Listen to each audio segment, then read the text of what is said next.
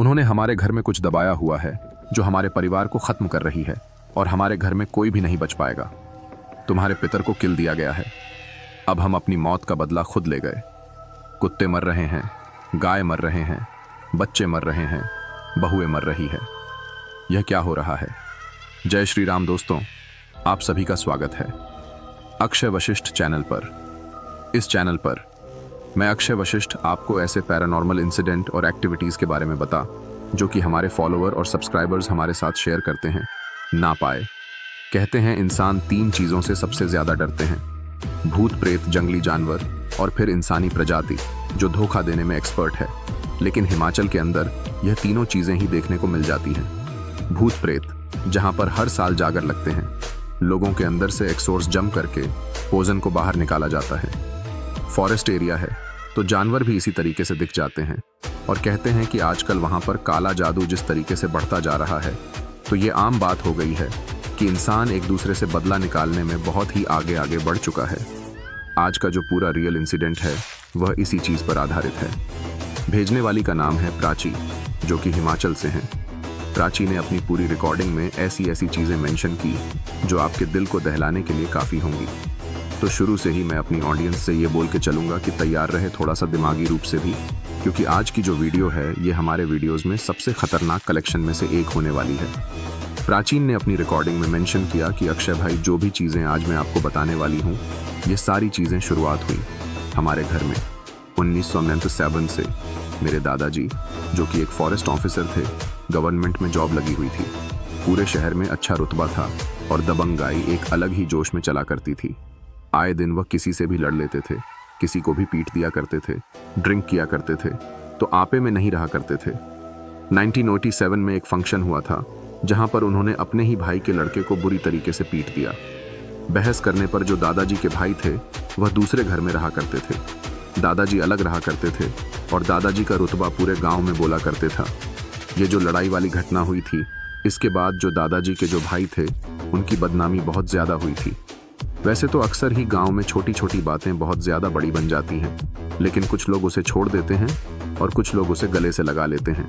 तो आपस में जो बात हुआ करती थी दोनों घर परिवारों की, भाइयों की, वह बातें बंद हो गई थी। दादाजी से 3 बच्चे हुए थे।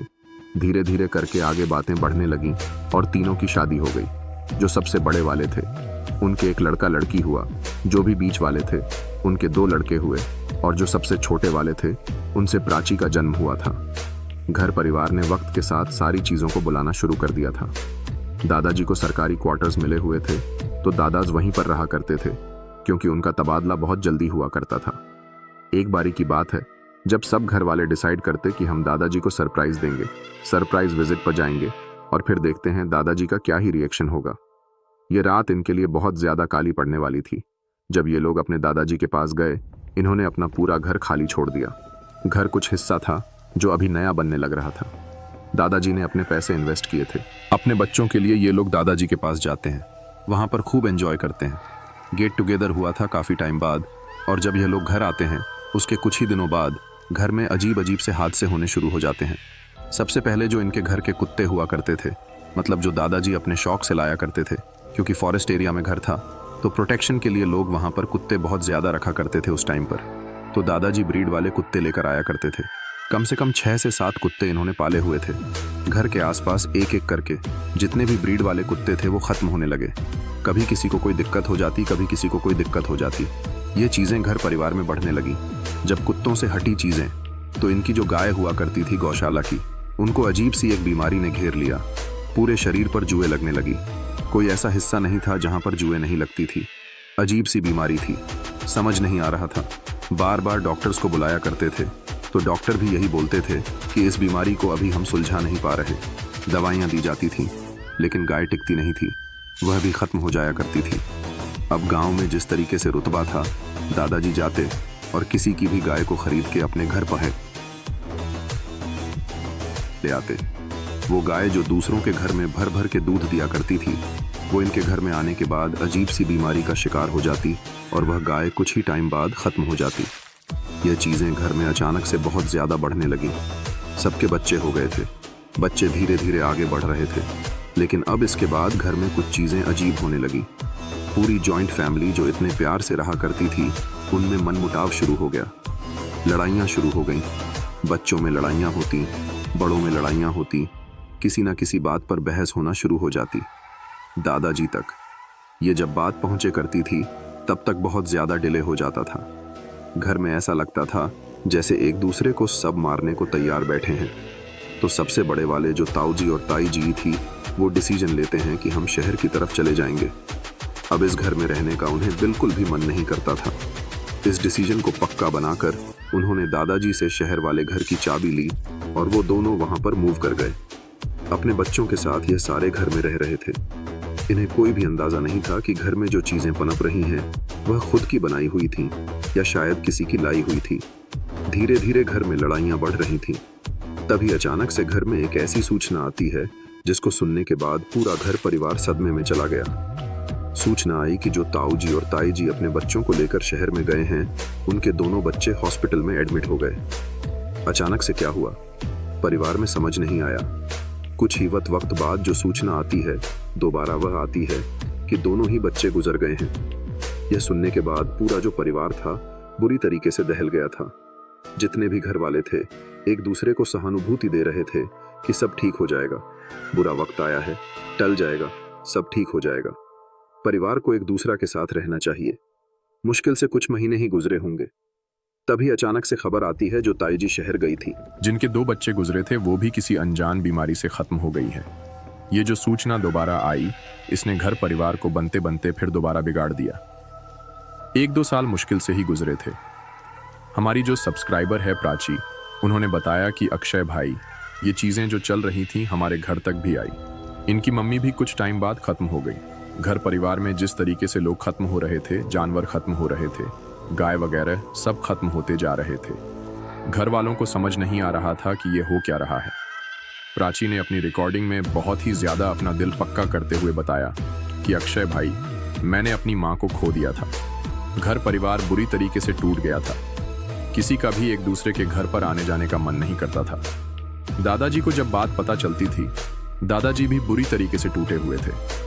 दादी जो थी पूरे घर परिवार को बांध के रखती थी, लेकिन अब सब बिखर गए थे, क्योंकि घर में एकदम से जो 4-5 लोग घुस रहे, उसका किसी को भी कोई अंदाजा नहीं था। अब इनके दिमाग में यह चीज खटक लगती है कि जिस तरीके से इनके घर में धीरे धीरे लोग खत्म हो रहे हैं, ऐसा लग रहा है जैसे गाजर मूलियां कट रही हो। यह एक फैसला लेते हैं कि अब यह अपनी पुरानी प्रथा को फॉलो करेंगे। हिमाचल में एक पहले प्रथा हुआ करती थी जिसे फॉलो करते थे, आज भी इस चीज को फॉलो किया जाता है। जब कोई इंसान गुजरता है, उसके जितने भी रीति रिवाज होते हैं, जितने भी रिचुअल्स होते हैं, ये लोग एक बाबा के पास जाते हैं, जिन बाबा के अंदर शक्ति थी। प्रथा में क्या हुआ करता था, 1.5 महीने 2 महीने बाद जो इंसान गुजरा है, ये लोग बाबा के पास जाया करते थे और उनसे पूछा करते थे कि हमारे पितरों को मोक्ष मिल गया है या नहीं मिल गया। तो वो बाबा उन पितरों को बुलाते थे और सामने वाला अपने पितरों से बात किया करते थे। तो इस प्रथा को बोलते हैं जपना, कि अपने पूर्वजों को जपने चाहते थे। सारे परिवार वाले जाते हैं बाबा के पास और बाबा को घर की मिट्टी देते हैं। इस प्रथा में सबसे बड़ी जो खासियत है कि आपको घर की मिट्टी लानी होती है। मिट्टी लाने के बाद जो बाबा होते हैं आंख बंद करते हैं और मिट्टी को हाथ में घुमाना शुरू करते हैं। उसके बाद वह एक नाम लेना शुरू करते हैं कि आपको इनसे बात करनी है, इनसे बात करनी है, इनसे बात करनी है। तो इन्होंने सबने सोच रखा था कि बच्चे गए हैं, मम्मी जी गई हैं, लेकिन फिर भी इन्होंने सोचा कि हम ताई जी से बात करेंगे। जैसे ही बाबा आंख बंद करते हैं, ना लेना शुरू करते हैं, या ताई जी पर आगे रुक जाते कि हमें ताई जी से बात करनी है। अब यहाँ पर जो इनके साथ होने वाला था, वह पूरे परिवार को बुरी तरीके से डराने वाला था। ये जैसे ही ताई जी को बुलाते हैं, तो जो दादी जी थी वह ताई जी से पूछती कि बेटा, हमने सारे रीति रिवाज कर दिए, तुम्हें फाइनली मुक्ति तो मिल गई है ना। जो ताई जी थी वह बाबा के रूप में बैठकर वहां पर हंसने लगती है कि ऐसा कैसे हो सकता है। तो दादी पूछती हैं कि क्या हुआ, हमने अपनी तरफ से सब कुछ कर तो दिया, बेटा मुक्ति नहीं मिली, क्या तुम्हें मोक्ष नहीं मिला। और उधर से ताई जी बोलती हैं कि मोक्ष ने मिलता है जो उम्र के हिसाब से गए होते हैं, हम गए नहीं हैं, हमें तो मारा गया है। माँ जी, यह चीज सुनने के बाद जैसे सबके शरीर में अजीब सा एक करंट तोड़ गया। वहां पर जितने भी लोग बैठे थे वह विचलित हो गए कि ये कैसी बातें बता रहे हो आप। तो ताई जी बोलना शुरू करती हैं कि हमें मोक्ष नहीं मिला, हम तो बीच में अटक के रह गए। हमारे जितने भी घर वाले हैं उनमें से किसी एक को भी मोक्ष नहीं मिला है, सबको मारा गया है। कोई अपनी उम्र के हिसाब से नहीं गया। जब ये फोर्स करते कि अब हमें बताओ कि सच्चाई क्या है, तब ताई जी बताती हैं कि हमारे घर के अंदर जो दादाजी के भाई हैं, उन्होंने अपने बच्चे की जलन में आके हमारा जो घर था उसके नींव में मशानी जागृत कर दी है। मतलब हमारे घर के बीच में कोई चीज़ ऐसी दफन कर दी गई है जिसकी वजह से हमारे घर में एक एंटिटी चलती है जो कि औरत है मशानी, और वो हमारे घर वालों को इस तरीके से ख़त्म कर रही है। और ताई जी जो आगे बात बोलती है उसको सुनने के बाद इनके रोंगटे खड़े हो जाते हैं। ताई जी बोलती है कि अभी तो हमारा नंबर आया है, वो मशानी किसी को नहीं छोड़ेगी। धीरे धीरे करके घर का एक एक इंसान मरेगा। इन लोगों को जब ये बात पता चलती है तो इनकी रूह कांप गई थी। ये बात बोलने के बाद ताई जी वहाँ पर बोलती है कि हम भी कुछ नहीं कर पा रहे क्योंकि हमें मार कर भी पकड़ा हुआ है, तो हम अपने परिवार की रक्षा तक नहीं कर सकते। और साफ साफ ताई जी बोलती है कि हमें जितनी जल्दी हो सके आज़ाद करो। अगर इसी तरीके से हम बंधे रहे तो हम अपने परिवार को मरते हुए देखेंगे। जिस तरीके से हम खत्म हुए हैं उस तरीके से तुम सब भी खत्म हो जाओगे। पूरा परिवार वहाँ से उठते हैं और उन बाबा के पास ये सॉल्यूशन नहीं था, वो बाबा सिर्फ देख के बताते थे। वहाँ से उठ के लोग अपने घर में आ जाते हैं। अब इनको एक ऐसे बाबा या तांत्रिक की तलाश थी जो इनके घर से उस मशानी को बाहर निकाल सके। दादी बहुत ज़्यादा घूमती है, पूछती है, तो उन्हें एक बाबा के बारे में पता चलता है। फाइनली बाबा को घर पर बुलाया जाते हैं। वो जो बाबा इनके घर पर आते हैं वह घर में घुसते ही बता देते हैं कि हाँ, आपके घर में एक मशानी है। सारे घर वालों को बोल दिया जाता है जो उनके साथ चेले आए थे, उनको लेकर वो सीधा गौशाला की तरफ जाते हैं और बताते हैं कि जब आपका घर बन रहा था, जिस दिन आप घर में नहीं थे, उस दिन आपके घर में इस चीज़ को इस गौशाला वाले हिस्से में डाल दिया गया। उन्होंने बोला कि मुझे मेरे चेलों के साथ अकेला छोड़ दो। वहाँ पर जो 3-4 लोग आए थे उनकी सहायता करने उनके साथ अकेला छोड़ दो। वो मिलकर क्रिया करेंगे और उस मशानी की हड्डी को बाहर निकालेंगे। घर वालों को वहाँ से भेज दिया गया। गौशाला में से सारे घर वाले बाहर खड़े होकर इंतजार कर रहे थे। कुछ वक्त बीता जब तांत्रिक बाबा जो थे अपने चेलों के साथ आए और वो हड्डियां दिखाते कि ये देखो, ये थी जो मशानी डाल रखी थी। अब चिंता मत करो, तुम्हारे घर में सब कुछ ठीक हो जाएगा। इनके घर में हवन हुआ, इस पूरी क्रिया के पैसे लिए गए और फाइनली जो बाबा तांत्रिक थे वह अपने साथ उस मशानी को लेकर चले गए। हमेशा की तरह एक्सपेक्टेड एक हैप्पी एंडिंग, लेकिन ऐसा कुछ भी नहीं हुआ। इनके घर में चीज़ें उसी तरीके से बनती रहीं। अब ऐसा लग रहा था जैसे इन्होंने जिस तरीके से चीज़ों को छेड़ दिया है, सीधा सीधा इन्होंने मौत को निमंत्रण दे दिया है। जब वह बाबा तांत्रिक अपने साथ उस मशानी को लेकर चले गए थे तो सबसे पहले तो घर वालों को लग रहा था अब घर में सब कुछ ठीक हो जाएगा। लेकिन अचानक से जो चीज़ें बदलती दिखी कि सारे घर वाले धीरे धीरे बीमार होने लगे। घर वालों के बीच में विध्वंस वैसे ही चलने लगा। आपस में मनमुटाव सबका था। घर में लड़ाइयाँ होने लगी और इन सब चीज़ों के बाद जो अजीब चीज़ें होने लगी, जो इनके खेत थे जिसमें खेती किया करते थे, पूरे खेत में कीड़े पड़ने शुरू हो गए। घर में जितने भी नए जानवर लाए गए थे वह धीरे धीरे करके फिर दोबारा खत्म होने लगे। इनके दिमाग में यह आया कि अब तो वक्त के साथ सब कुछ ठीक होना चाहिए था। ऐसा सब कुछ क्यों हो रहा है? अब ये चीज़ें 1997 से चलकर 2025 तक चलती रही। हुआ क्या, 2 साल पहले की बात है। 2023 में जब हमारी जो सब्सक्राइबर है प्राची, इनके साथ ये चीज़ें होने लगी कि बार बार इन्हें ऐसा लगता है कि इनके आसपास कोई एंटिटी है जो इनको बहुत ज़्यादा फोर्स कर रही है नेगेटिव थॉट्स के लिए। ये स्कूल में थी उस टाइम पर, तब इनके दोस्तों से बिगड़ने शुरू हुई नेगेटिव थॉट्स। इनके दिमाग में इस तरीके से आने लगे कि ऐसा लगा जैसे एंजाइटी डिप्रेशन के साथ साथ ये अपने आप को मारने के बारे में सोचती थी। अब इन्होंने एक ऐसा डिसीजन लिया जो इस दुनिया का सबसे गलत डिसीजन था। 2023 में प्राची से मेरी ऑन कॉल बात हुई। उन्होंने बताया कि अक्षय भाई, मैंने अपने घर वालों को इस चीज़ के बारे में 15 दिन तक नहीं बताया। इन्हें बुरे बुरे सपने आते थे जहाँ पर इन्हें सपने में सांप दिखा करते थे और वो बोलते थे कि तुम्हें पितृदोष लगा हुआ है। ये अपने घर पर नहीं बताती थी, ये सोच के कि बुरा सपना ही तो होगा। ये चीज़ें इनके साथ बार बार होती कि स्लीप पैरालिसिस इन पर दावा बोल देता। स्लीप पैरालिसिस के हमले जो इनके ऊपर थे बहुत ज़्यादा होने लगते। एक रात इनके साथ क्या हुआ, ये सोई और ये देखती है कि इनके जो बड़े बुजुर्ग जितने भी पितर हैं वो इनके पीछे भाग रहे हैं और बार बार चिल्ला रहे हैं कि अब तुम्हारी बारी, तुम भी मरोगे, कोई नहीं बचेगा, सब मरेंगे। और प्राची बार बार मुझसे पूछ रही है कि आप ऐसा क्यों बोल रहे हो, ऐसा क्यों बोल रहे हो, हम तो आपके बच्चे हैं। तो पी यही बोलते कि नहीं नहीं, तुम भी मरोगे, हम सबको लेकर जाएंगे, एक एक करके सब मरेंगे। प्राची उठती है, अपने परिवार में किसी को कुछ भी नहीं बताती। लेकिन प्राची के ऊपर जो ये चीज़ें हावी हो रही थी, प्राची ने जो सबसे गलत स्टेप लिया। एक दिन जब सारे घर वाले किसी काम से बाहर गए हुए थे, प्राची घर में अकेली थी। इन्हें चक्कर आने लगे, इन्हें ऐसे थॉट्स आने लगे कि मैं क्यों जिंदा हूँ, मेरा जीने का कोई मकसद नहीं है। इन्होंने पहले तो ये सोचा मैं खुद को लटका लेती हूँ।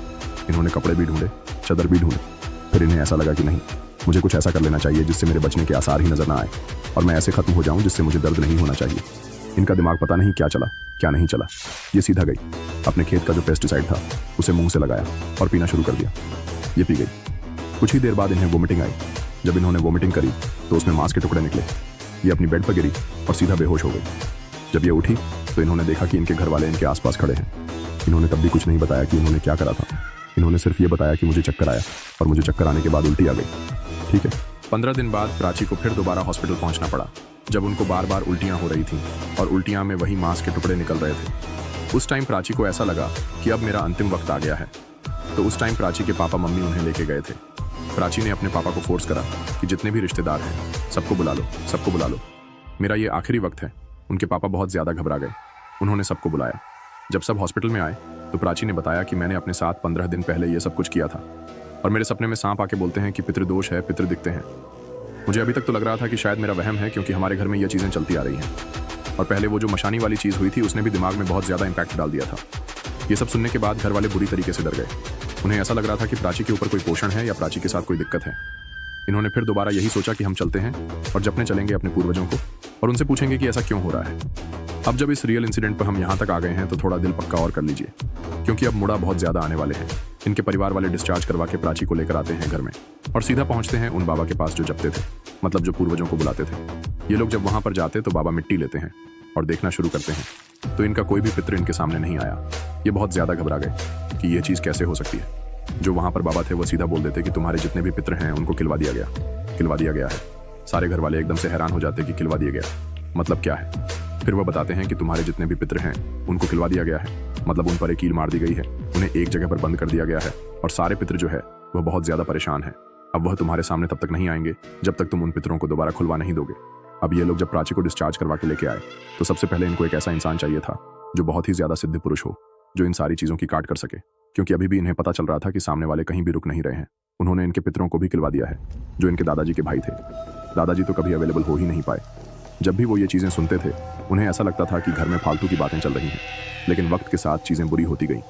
ये जो घर वाले थे ये खोज में निकल गए एक ऐसे इंसान के लिए जो बहुत ज़्यादा सिद्ध पुरुष हो, जो बता दे कि हमारे पितृ कैसे खुलेंगे और वो जो चीज़ें घर में हो रही हैं वो कैसे रुकेंगे। फाइनली इनकी खोज खत्म हुई और एक बहुत सिद्ध पुरुष इंसान इन्हें मिले। ये उन्हें अपने घर पर लेकर आए। जैसे ही सिद्ध पुरुष इंसान इनके घर में घुसते हैं वह सीधा बोल देते कि विपत्ति तो तुम्हारे घर में बैठी हुई है, वह मशानी यही है। घर वाले बोलते मशानी उसको तो निकलवा दिया था। जब बाबा आए थे वो बोलते मशानी कहीं नहीं गई, मशानी यही है। वह जो बाबा आया था वह तुम्हारा बेवकूफ़ बनाकर चला गया। घर वालों के साथ धोखा हुआ था, बहुत बड़ा धोखा। बाबा बोलते चलो मेरे साथ उस गौशाला में जाते हैं और सीधा अपने चेलों को बोलते हैं यहाँ पर खोदना शुरू करो। सबके सामने से वो हड्डियाँ बाहर निकल के आई जो मशानी वहाँ पर कैद की गई थी, जो छोड़ी गई थी। सारे इतने ज़्यादा हैरान थे कि कोई इस तरीके से भी धोखा दे सकता है, कोई इस तरीके से भी विश्वासघात कर सकता है। इतने पैसे लेकर इतना जो हवन करा था, ये सब कुछ जो करा था सब ड्रामा था। मशानी अभी भी उसी घर में थी और वह सब कुछ वही कर रही थी। उस मशानी की हड्डियों को दिया गया चेलू को और बोल दिया कि इसे दफना के आ जाओ। बाबा ने अपनी पूजा पाठ शुरू की, अपना हवन शुरू करा और सीधा घर वालों को बताया कि तुम्हारे पे जो है शमशान में बंधे हुए हैं, तो मुझे शमशान में जाके उन्हें खोल के आना होगा। अपने साथ जितनी भी सामग्री थी सबको लेकर गए शमशान में और वहाँ से पितरों को आज़ाद किया गया। अब जब पितरों को आज़ाद कराया गया तो जो बाबा थे उन्होंने बोल दिया कि मेरा काम यहाँ से खत्म होता है, अब तुम्हारी ज़िंदगी सरल हो जाएगी और तुम्हारे खानदान में अब कुछ भी नहीं होगा यहाँ से। वो जो सिद्ध पुरुष इंसान थे वो वापस चले जाते हैं। अब ये उन बाबा के पास जाते हैं जहाँ पर चपने की प्रथा होती है। तो वहाँ पर जब ये जाते हैं तो मिट्टी देते हैं, तो वो बाबा आंख बंद करते हैं और एकदम से बोलते हैं कि किन से बात करनी है, मतलब पितर आप दिखने लगे थे। तो वहाँ पर जैसे ही आते तो ये बोलते कि हमें ताई जी से बात करनी है। ताई जी को बुलाया जाता है और ताई जी से पूछा जाता है कि हुआ क्या था। तो ताई जी बताती हैं कि हम इतने दिनों से जो प्राची के सपनों में आ रहे थे वो यही चीज़ें दिखाना चाह रहे थे कि हमें बांध दिया गया है और हमें बहुत नुकसान दिया गया है, हमें बहुत जलाया गया है। और ताई जी बोलती हैं कि अब तुम कुछ नहीं करोगे, हम अपना बदला खुद लेंगे। जिस तरीके से हमें ख़त्म करा गया है हम अपना बदला लेंगे, तुम लोग आराम से घर जाओ, तुम्हें अब कोई दिक्कत नहीं होगी, हमें खोल दिया गया है। ये जो चीज़ हुई थी ऐसा लग रहा था कि दादाजी के जो भाई थे उन्होंने ये चीज़ बहुत ही ज़्यादा ख़राब कर दी थी। प्राची ने बताया अक्षय भाई आप बिलीव नहीं करोगे, 2 दिन बाद दादाजी के जो भाई थे उनका शव पड़ा मिला। उनके खेत में वो गए तो थे पर वो वापस नहीं आ पाए और जो शव का हाल था मैं बता नहीं सकती कि क्या कांटा पट्टी हुई थी। मतलब पितर ने जो अपना बदला लिया वो किस तरीके से लिया होगा। जब इन्हें मालूम चला कि इनके जो दादाजी के भाई हैं वो खत्म हो गए, इन्हें समझ में आ गया कि फाइनली ये जो युद्ध था 2 परिवारों के बीच अब ये खत्म हो चुका है। अभी कुछ टाइम पहले ही ये रिकॉर्डिंग हमारे पास आई थी, हमने इसे रिव्यू करा। मेरी प्राची से बात हुई तो मैंने फाइनली उसे बोला कि चलो अब सब कुछ सही हो गया है, अच्छा है। उसने मुझे एक ऐसी बात बता दी जिसने मुझे ही दला दिया। प्राची ने बताया कि अक्षय ये चीज़ अभी थमी नहीं है। मैंने पूछा क्यों। उन्होंने बताया कि जो दादाजी के भाई की वाइफ थी उन्होंने पता करवाया किसी तांत्रिक से कि उनके पति का ये हाल कैसे हुआ, और जब उन्हें पता चला कि ये हमारे पितरों ने करा है तो उन्होंने फिर हमारे परिवार के ऊपर कुछ छुड़वा दिया। कुछ दिनों से ये हादसे दोबारा होने लगे हैं जहाँ पर घर में लड़ाइयाँ जानवर इस तरीके से खत्म हो रहे हैं। मतलब इस चीज़ का अंत अभी हुआ ही नहीं है, चीज़ें चल रही हैं और ये कैसे खत्म होगी उसका इलाज करा जा रहे हैं। लेकिन जो भी चीज़ें चल रही हैं प्राची ने हमारे सामने स्पष्ट रूप से पूरी की पूरी रख दी। उन्होंने अपने गांव का नाम नहीं बताया, बस ये बता दिया कि मैं हिमाचल की हूँ। उन्होंने ये चीज़ मेंशन भी की कि मैं ये चीज़ कभी नहीं चाहूँगी कि ये चीज़ इस तरीके से बाहर आए कि हमारे ऊपर बार बार हमले होते रहे। उन्होंने ये चीज़ जनता के सामने इसलिए रखी कि दादाजी ने जो गलती करी, सबके सामने जो अपना रुतबा दिखाया, ये बहुत गलत था गांव में। इतने लोगों से दुश्मनी सिर्फ इस चीज़ के बेसिस पर कि आपके पास बहुत ज़्यादा पैसा है, आपके घर वालों को किस तरीके से दुख दिया जाएगा, आपने साक्षात इस पूरे रियल इंसिडेंट में देख लिया होगा। जब मेरी उनसे बात हो रही थी तब मैं भी थोड़ा सा दुखी था, और वह तो ऑब्वियसली थी क्योंकि उन्होंने अपनी माँ को भी खोया है और इतने सारे परिवार के सदस्यों को भी खोया है। लेकिन फिर भी उन्होंने यही कहा कि जब घर बने तो घर को कभी अकेला ना छोड़े। घर में कोई अगर कोई इंसान है तो उसे हमेशा समझाया जाए कि जनता के बीच में कोई ऐसी गलती ना कर दे जो दूसरों को बहुत भुगतनी पड़ सकती है। यहाँ पर आकर जो समझने को मिलता है वो ये है कि इंसान का व्यवहार ऐसा होना चाहिए कि वह दूसरों को अपनी बातों से हमेशा खुश रखे, वरना जिस तरीके से इंसानियत आज की दुनिया में पहुंच गई है, सामने प्रॉपर्टी छोड़ो, छोटी छोटी बातों पर विवाद, लड़ाइयाँ, खून खराबा, पता नहीं क्या ही होता जा रहा है। खैर, ऐसे रियल इंसिडेंट के बाद हमारी आपसे क्या ही उम्मीद होती है कि जो नए व्यूअर्स हमारे चैनल पे आए हैं वो चैनल को सब्सक्राइब कर ले, बेल नोटिफिकेशन ऑन कर ले, हमें मोटिवेट करते रहे कि हम ऐसे रियल इंसिडेंट आपके सामने लाते रहे जहां पर हम इतनी मेहनत कर रहे हैं। सब्सक्राइबर से कनेक्ट होकर क्या लाना है, क्या नहीं लाना, क्या मेंशन करना है, क्या नहीं करना, एक एक चीज़ फिर उनसे कमेंट करवाना, पिन करवाना, हमारी बहुत मेहनत लगती है। और हम सिर्फ आपसे इतना ही चाहते कि आप इतनी सी चीज़ कर दे कि जाके सब्सक्राइब और बेल नोटिफिकेशन ऑन कर ले। इसके बाद आपको पता है कितने सारे सब्सक्राइबर हैं जो हमसे कनेक्ट हो रहे हैं कि भाई हम आपके पॉडकास्ट वाले चैनल पर आके खुद से बता चाहते हैं। तो सबसे पहले तो जाकर उस पॉडकास्ट चैनल को सब्सक्राइब कर ले, बेल नोटिफिकेशन ऑन कर ले, क्योंकि वहां पर सब्सक्राइबर जो है गेस्ट के साथ आके बता रहे हैं कि भाई हमारे घर में ये चीज़ें तब तक चली और अब तक चलती आ रही है। अभी भी हमें ऐसा लगता है कि हमारे साथ कोई एंटिटी इस वक्त आपके स्टूडियो में प्रेजेंट है, तो जाके ज़रूर देखिएगा हमारे दूसरे चैनल को और सब्सक्राइब करना बिल्कुल मत भूलिए। और अगर आप आना चाहते हैं हमारे पॉडकास्ट में तो प्रक्रिया मैं आपको बता देता हूँ। जो स्क्रीन डिस्क्रिप्शन पर आपको नंबर दिख रहा है उस पर पूरा रियल इंसिडेंट रिकॉर्ड करके भेज दीजिए और मेंशन कर दीजिए कि अक्षय भाई हम आना चाहते हैं पॉडकास्ट में। तो दिल्ली में हमारा सेंटर है, टीम एक बार रिकॉर्डिंग को रिव्यू करेगी, उसके बाद आपको बुलाया जाएगा। आप भी जनता के सामने बैठकर पूरा जो है अपना रियल इंसिडेंट बता सकते हैं। हम चर्चा करेंगे और देखेंगे कि कैसे जनता जो है अवेयर हो सकती है। इसके बाद यही बोलूंगा, जो जो लोग बहुत ज़्यादा घबराते हैं, शर्माते हैं कि हमारा इंसिडेंट इतना बड़ा नहीं है, 3-4 मिनट का, 5 मिनट का है, तो हम कैसे शेयर करें, तो आप शेयर कर सकते हो। चैनल जो हमारे पितर होते हैं वो कहते हैं कि अब तुम्हें कुछ नहीं करना, अब हम ही सब कुछ करेंगे। अब हम अपनी मौत का बदला खुद ले गए और उनकी इतनी गंदे तरीके से मौत होती है, किसी को नहीं पता कि वह कैसा मरा, क्या हुआ। बस उसकी लाश पड़ी हुई खेत में मिलती है, वो घर तक भी नहीं पहुंच पाया। तब वो बाबा हंसता है और कहता है मसानी नहीं गई, अभी मसानी तो यहीं पर है जो तुम्हारा बाबा आया था, पहले उसने तुम्हारा बेवकूफ़ बना दिया। वो बाबा हमारे सामने उन हड्डियों को निकालता है